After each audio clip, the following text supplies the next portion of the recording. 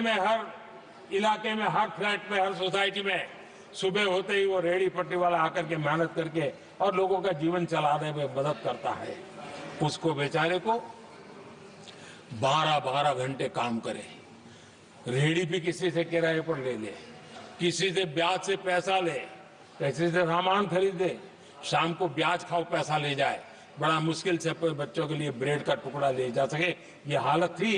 ये हमारी सरकार ने है रेहड़ी पटरी वालों के लिए स्वनिधि योजना बना करके बैंक से उनको बिना गारंटी लोन देने का शुरू किया, और आज उसके कारण, वो स्वनिधि योजना के कारण वो तीसरे राउंड तक पहुंचा है और अधिकतम लोन बैंक से उसको सामने से मिल रही है। उसकी प्रतिष्ठा का और उसका विस्तार हो रहा है, विकास भी हो रहा है। आदरणीय सभापति जी, इस देश में हम में से कोई ऐसा नहीं होगा जिसको विश्वकर्मा की जरूरत न पड़ती हो।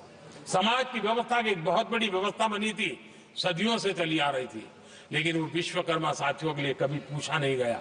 हमने विश्वकर्मा के कल्याण के लिए योजना बनाई, बैंक से लोन लेने की व्यवस्था की, उनको नई ट्रेनिंग देने की व्यवस्था की, उनको आधुनिक टूल देने की व्यवस्था की, नई डिजाइन से काम बनाने की चिंता की, और उसको हमने मजबूत बनाने का काम किया।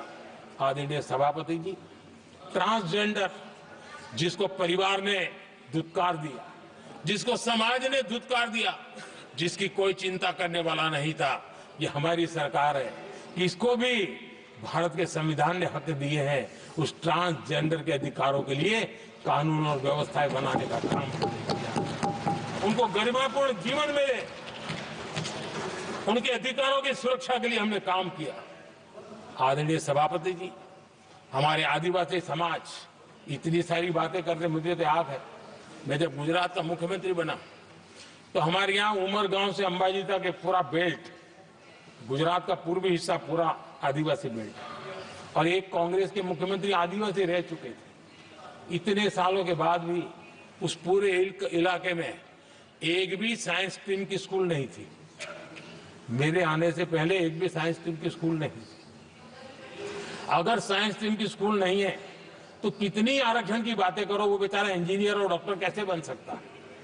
ये मैंने उस इलाके में काम किया और वहां साइंस स्ट्रीम की स्कूलें, आपको वहां यूनिवर्सिटीज बन गई है। लेकिन यानी राजनीति की चर्चा करना, संविधान के अनुरूप काम न करना, ये जिनकी सत्ता भूख है ना, उसका हमने आदिवासी समाज में भी जो अति पिछड़े लोग हैं, और उसमें मैं राष्ट्रपति जी का आभार व्यक्त करता हूं, उन्होंने मेरा काफी मार्गदर्शन किया।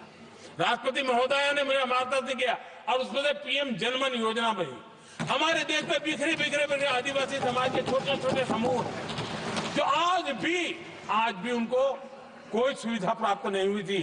हमने ढूंढ ढूंढ करके, संख्या बहुत कम है, वोट की राजनीति में उनकी तरफ देखने वाला कोई नहीं था, लेकिन मोदी है जो आखिर को भी पूछता है। और इसलिए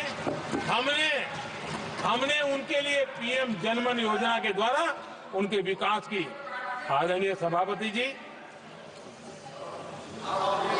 जैसे समाजों में उनके विकास संतुलित होना चाहिए, पिछड़े से पिछड़ा व्यक्ति को भी संविधान अवसर देता है, जिम्मेवारी भी सरकार को देता है, उसी प्रकार से कोई भू-भाग भी, कोई हमारा ज्योग्राफिकल इलाका भी वो पीछे नहीं रहना चाहिए। और हमारे देश में किया क्या, 60 साल के दरमियान 100 डिस्ट्रिक्ट आइडेंटिफाई करके कह दिया कि ये तो बैकवर्ड डिस्ट्रिक्ट है। और बैकवर्ड डिस्ट्रिक्ट का ऐसा लेवल लग गया कि किसी की ट्रांसफर होती थी तो कहता था पनिशमेंट पोस्टिंग, तो कोई जिम्मेवार अफसर जाता ही नहीं था। और उनकी तरह हमने पूरी स्थिति को बदल दिया।